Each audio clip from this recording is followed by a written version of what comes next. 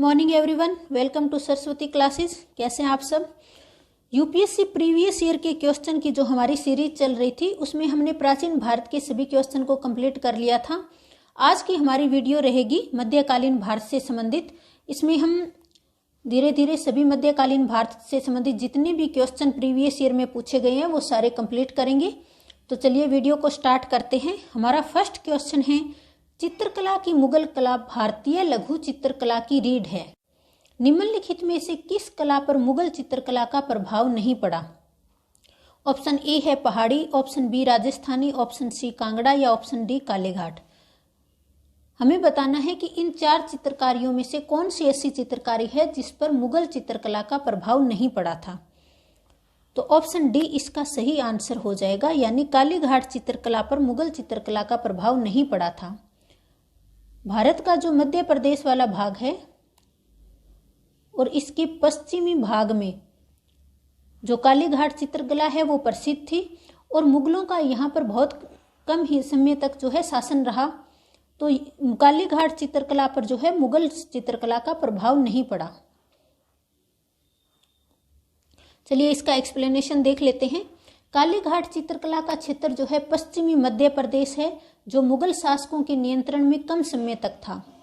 अतः इस कला पर मुगलों का प्रभाव नहीं आ सका, जबकि पहाड़ी, राजस्थानी एवं कांगड़ा चित्रकला पर मुगल कला का प्रभाव पड़ा था। नेक्स्ट क्वेश्चन हम देख लेते हैं। निम्नलिखित में से कौन से मध्यकालीन भारत के प्रसिद्ध विधिवेत्ता थे।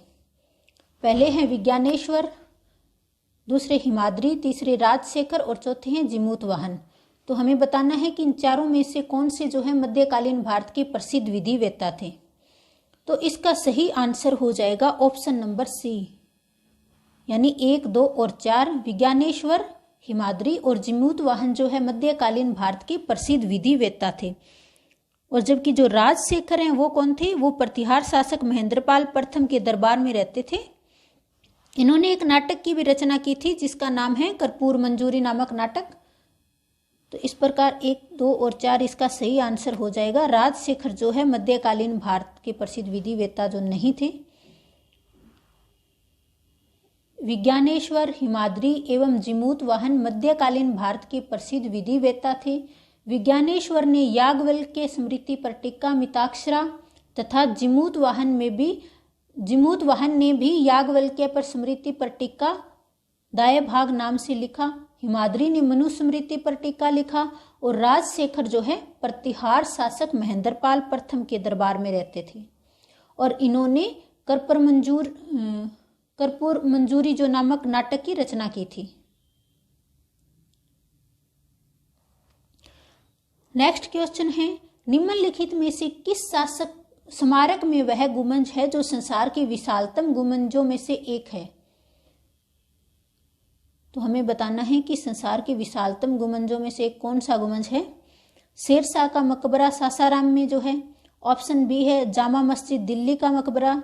ऑप्शन सी है गयासुद्दीन तुगलक का मकबरा दिल्ली का। ऑप्शन डी है गोल गुंबज बीजापुर। तो इसमें से इसका सही आंसर कौन सा हो जाएगा। हमें बताना है कि इस स्मारक में वह गुंबज है जो संसार के विशालतम गुंबजों में से एक है। तो यहाँ पे ऑप्शन में भी साफ साफ दिखाई दे रहा है गोल गुंबज बीजापुर में।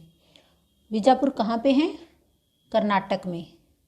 तो इस प्रकार इसका सही आंसर हो जाएगा ऑप्शन नंबर डी, यानी गोल गुंबज बीजापुर जो है संसार के विशालतम गुंबजों में से एक है। अब इसका एक्सप्लेनेशन देख लेते हैं। बीजापुर का गोल गुंबज संसार के विशालतम गुंबजों में से एक है। यह बीजापुर के सुल्तान आदिल शाह का मकबरा है। नेक्स्ट क्वेश्चन है, अष्टप्रधान नाम की मंत्री परिषद थी। तो हमें बताना है कि ये किस प्रशासन के टाइम में थी। गुप्त प्रशासन में, चोल प्रशासन में, विजयनगर प्रशासन में या मराठा प्रशासन में। तो इसका सही आंसर हो जाएगा ऑप्शन नंबर डी, यानी मराठा प्रशासन में। जो प्रशासन के कार्य थे उनको संभालने के लिए जो शिवाजी थे, शिवाजी महाराज, उन्होंने अष्टप्रधान नामक की एक मंत्री परिषद बनाई थी। अष्टप्रधान नाम की मंत्री परिषद मराठा प्रशासन में थी। शासन कार्यों में सहायता के लिए शिवाजी ने इसका निर्माण किया था और ये मंत्री शिवाजी के सचिव के रूप में कार्य करते थे। इनकी भूमिका मात्र सलाहकार की थी, यानी ये सिर्फ सलाह देने का काम करते थे। नेक्स्ट क्वेश्चन है, दिए हुए मानचित्र पर ध्यान दीजिए। यहाँ पे हमें एक मानचित्र दिया गया है और मानचित्र में निर्दिष्ट मार्ग का अनुसरण अपनी सैन्य अभियानों में से किसने किया था। ये जो मार्ग हमें दिखाया गया है मानचित्र में, तो हमें इसके बारे में बताना है कि अपनी सैन्य अभियानों में इसका जो अनुसरण किसने किया था। चंद्रगुप्त द्वितीय ने, हर्षवर्धन ने, ऑप्शन सी राजेंद्र चोल ने, या ऑप्शन डी मलिक काफूर ने। तो इसका सही आंसर हो जाएगा ऑप्शन नंबर डी, यानी मलिक काफूर ने। मलिक काफूर जो है अलाउद्दीन खिलजी का एक सेनापति था, जिसने इस मार्ग का अनुसरण करते हुए कहाँ तक पहुंचा था, वो रामेश्वरम तक। तमिलनाडु में एक जगह है रामेश्वरम, वहां तक वो पहुंच गया था।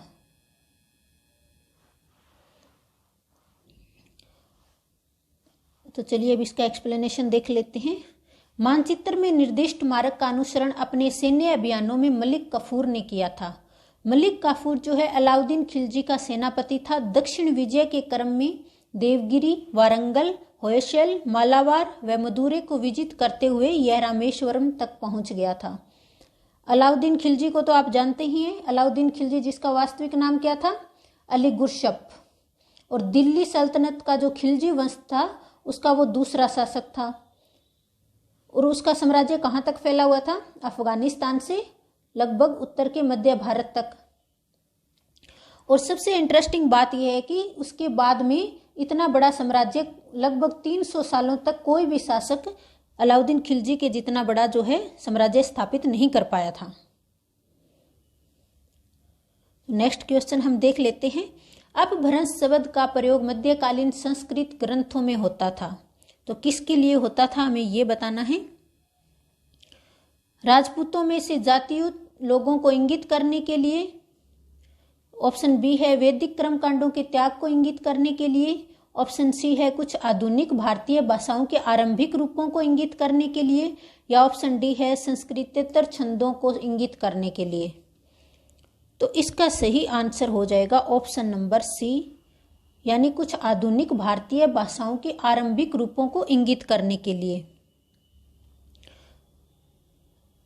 कुछ जो हीन शब्द थे उनको इंगित करने के लिए अपभ्रंश शब्द का प्रयोग किया गया था।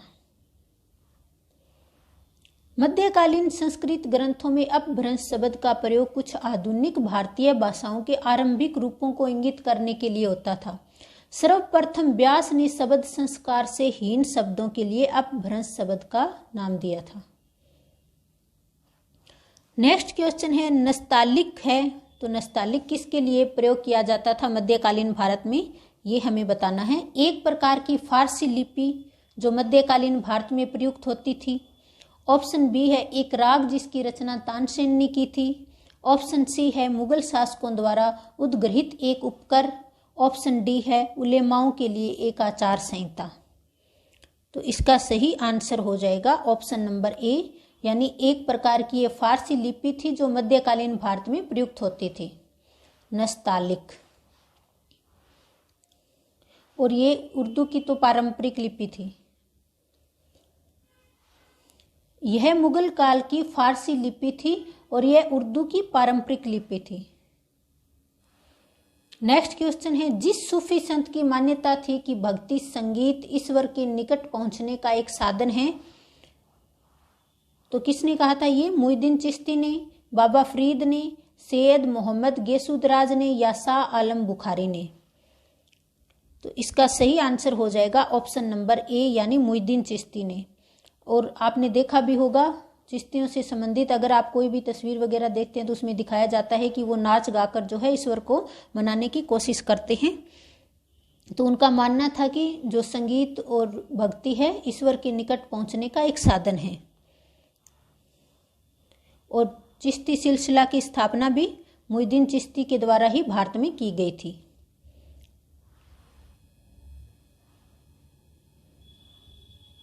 भारत में चिश्ती सिलसिला की स्थापना ख्वाजा मुइनुद्दीन चिश्ती के द्वारा 1146 से 1236 में तक वो रहे थे।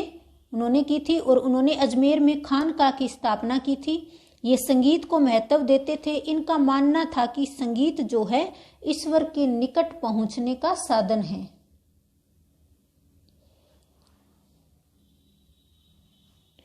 मुगल चित्रकला किसके राज्यकाल में अपनी प्रकाष्ठा पर पहुंची?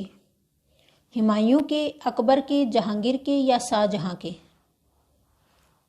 तो इसका सही आंसर हो जाएगा ऑप्शन नंबर सी, यानी जहांगीर के काल में जो है ये मुगल चित्रकला प्रकाष्ठा पर पहुंची थी।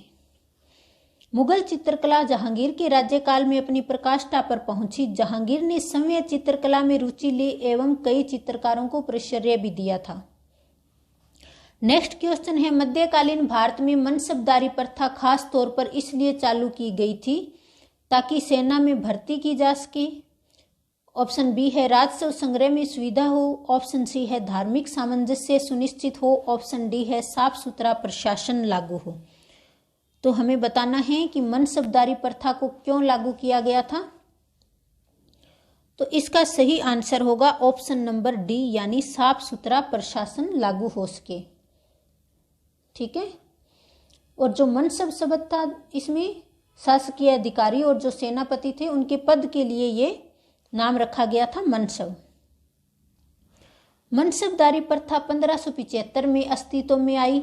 मनसब शब्द का जो है अरबी भाषा में अर्थ क्या होता है? पद। अकबर द्वारा प्रारंभ की गई इस व्यवस्था में दिए गए पद को मनसब तथा प्राप्त करने वाले को मनसबदार कहा जाता था। जो मनसबदार होते थे वो राज दरबार में एक उच्च अधिकारी होते थे और इनके पास राजनीतिक और प्रशासनिक अधिकार और कार्य दोनों हुआ करते थे। और वहां पे एक प्रथा और भी थी जिसका नाम था जागीरदारी प्रथा।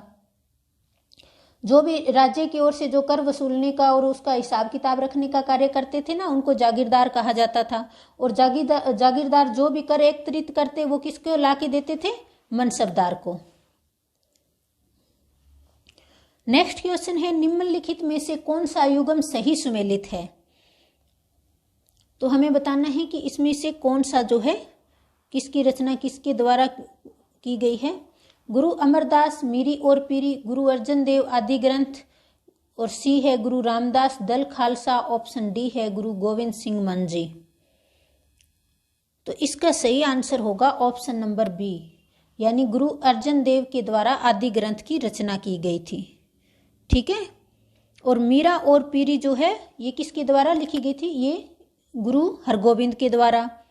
और जो मंजी है और ये लिखी गई थी अमरदास के द्वारा। और दल खालसा संबंधित है गुरु गोविंद सिंह से। अब इसका एक्सप्लेनेशन देख लेते हैं। गुरु अर्जन देव ने आदि ग्रंथ को 1604 ईस्वी में पूर्ण किया था। इसमें 5 सिख गुरुओं, 18 हिंदू भक्तों तथा संत कबीर, नामदेव आदि के उपदेशों को संकलित किया गया है। मीरा और पीरी गुरु हरगोविंद, मंजी अमरदास तथा दल खालसा गुरु गोविंद सिंह से संबंधित है। नेक्स्ट है, कृष्ण जीवन प्रेम वाटिका काव्य की रचना की थी। प्रेम वाटिका की रचना किसने की थी? बिहारी ने, सूरदास ने, रसखान ने या कबीर ने? तो इसका सही आंसर हो जाएगा ऑप्शन नंबर सी, यानी रसखान ने। और सबसे इंटरेस्टिंग बात यहाँ पर यह है कि जो रसखान थे वो एक मुस्लिम थे, लेकिन वो भगवान श्री कृष्ण के अनुयायी थे। रसखान लगभग 1558 से 1628 ईस्वी तक जो रहे थे, हिंदी के कवि थे। ये मुस्लिम थे परंतु साथ ही भगवान श्री कृष्ण के भी अनुयायी थे। इन्होंने प्रेम वाटिका नामक काव्य की रचना की थी। तो इस प्रकार ऑप्शन नंबर सी इसका सही आंसर हो जाएगा, रसखान ने। नेक्स्ट क्वेश्चन है, अपनी शक्ति को सुमेलित करने के बाद बलबन ने भव्य उपाधि धारण की थी। किसकी उपाधि धारण की थी? तृतीय हिंद की, केसरे हिंद की, जिले इलाई की या दीन इलाई की? तो इसका सही आंसर हो जाएगा ऑप्शन नंबर सी, यानी जिले इलाई की उपाधि धारण की थी। ठीक है। और तृतीय हिंद का संबंध किससे था? इसका संबंध था अमीर खुसरो से। और केसरे हिंद की उपाधि किसको मिली थी? ये मिली थी महात्मा गांधी और महारानी विक्टोरिया को। और दीन-ए-इलाही की उपाधि अकबर से संबंधित है।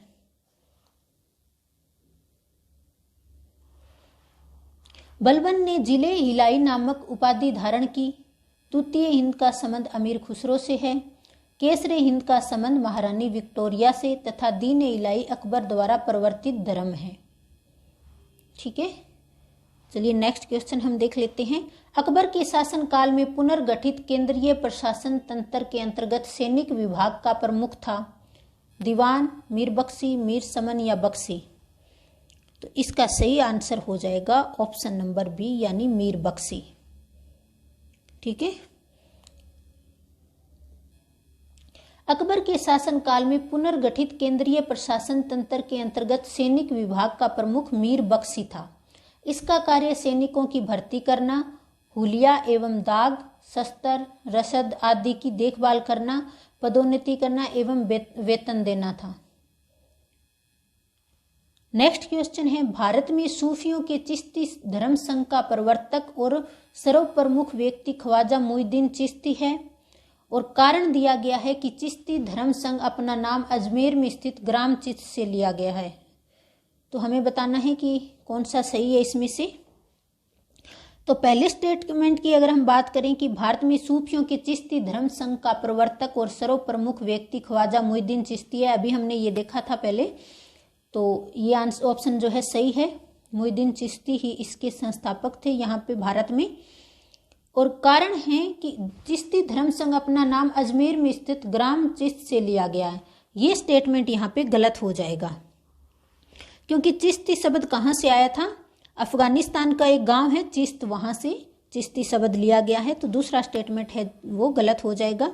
इस प्रकार इसका सही आंसर हो जाएगा ऑप्शन नंबर सी यानी ए सही है परंतु आर गलत है। चलिए अब इसका एक्सप्लेनेशन देख लेते हैं।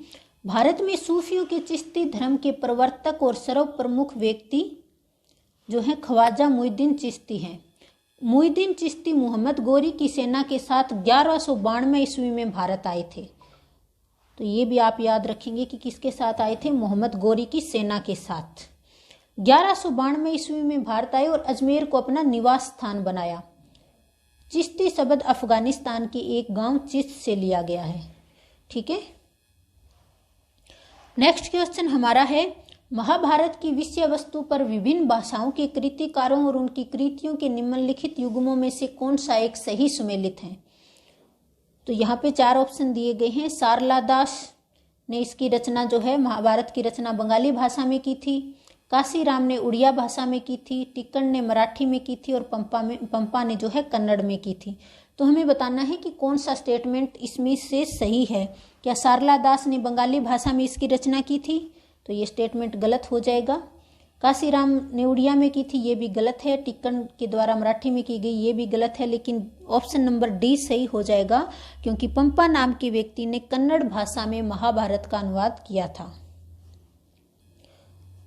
पंपा ने कन्नड़ भाषा में महाभारत का अनुवाद किया था। नेक्स्ट क्वेश्चन है, जिस मध्यकालीन भारतीय लेखक ने अमेरिका की खोज का उल्लेख किया है वह है, यानी मध्यकालीन भारतीय लेखक थे जिन्होंने अमेरिका की खोज का उल्लेख किया था। तो उनका हमें बताना है कौन थे वो। मलिक मोहम्मद जायसी, अमीर खुसरो, रसखान या अबुल फजल। तो इसका सही आंसर हो जाएगा ऑप्शन नंबर डी यानी अबुल फजल। अबुल फजल ने और क्या क्या लिखा था? अकबरनामा और आईने अकबरी, ये 2 प्रसिद्ध पुस्तकों का जो है लेखन किया था अबुल फजल ने। और अबुल फजल जो है अकबर के 9 रत्नों में से एक थे। अबुल फजल ने कई ग्रंथों की रचना की तथा अमेरिका की खोज का भी उल्लेख किया। नेक्स्ट क्वेश्चन है, शिवाजी के अष्टप्रधान का जो सदस्य विदेशी मामलों की देखरेख करता था वह था पेशवा, सचिव, पंडितराव या सुमंत। जो विदेशी मामलों की देखरेख करता था वह कौन था? इसका सही आंसर हो जाएगा ऑप्शन नंबर डी यानी सुमंत। क्योंकि जो सचिव थे वो कौन थे? वो पत्राचार विभाग को संभालते थे। ठीक है, और पंडित राव का काम क्या होता था? धार्मिक मामलों में। पंडित के नाम से यहाँ पे पता चल रहा है कि धार्मिक मामलों का जो है देख रेख करते थे। और पेशवा कौन थे? पेशवा जो थे प्रशासन के कार्य का निरीक्षण किया करते थे और सुमंत जो है विदेशी मामलों की देख रेख करते थे। सचिव पत्राचार विभाग की देखरेख करता था। पंडित राव धार्मिक मामलों में छत्रपति का प्रमुख सलाहकार था तथा पेशवा मुख्यमंत्री होता था जो प्रशासन के निरीक्षण का कार्य करता था और सुमंत जो है विदेशी मामलों की देखरेख करता था। नेक्स्ट क्वेश्चन है, कंधार के निकल जाने से मुगल साम्राज्य को एक बड़ा धक्का पहुंचा। तो इसका क्या कारण था? क्योंकि कंधार प्राकृतिक संसाधनों के दृष्टिकोण से समृद्ध था, मध्यवर्ती राज्य के क्षेत्र के दृष्टिकोण से, संचार व्यवस्था के दृष्टिकोण से या सामरिक महत्व के केंद्र के दृष्टिकोण से। तो इसका सही आंसर हो जाएगा ऑप्शन नंबर डी, यानी सामरिक महत्व के केंद्र के दृष्टिकोण से जो है मुगल साम्राज्य को कंधार के निकल जाने से एक धक्का लगा। अब सामरिक महत्व क्या होता है? सामरिक का अर्थ होता है युद्ध से संबंधित। ठीक है। शाहजहां ने 1638 में ईरानियों से कंधार वापस प्राप्त कर लिया था, परंतु 1649 ईस्वी में पुनः खो दिया था। कंधार मुगल साम्राज्य का महत्वपूर्ण सामरिक केंद्र था। नेक्स्ट क्वेश्चन है, सल्तनत काल में फवाजिल का अर्थ था। तो फवाजिल शब्द का क्या अर्थ था? अभिजात वर्ग को दिया जाने वाला अतिरिक्त भुगतान। ऑप्शन बी है वेतन के बदले में निर्धारित मालगुजारी। ऑप्शन सी है इक्तादारों द्वारा सरकारी खजाने में जमा की जाने वाली अतिरिक्त राशि। ऑप्शन डी है कृषकों से की जाने वाली गैर कानूनी जबरन वसूली। तो फवाजिल का हमें बताना है कि क्या है। तो फवाजिल है ऑप्शन नंबर सी, इसका सही आंसर हो जाएगा। इक्तादारों द्वारा सरकारी खजाने में जमा की जाने वाली अतिरिक्त राशि हुआ करती थी।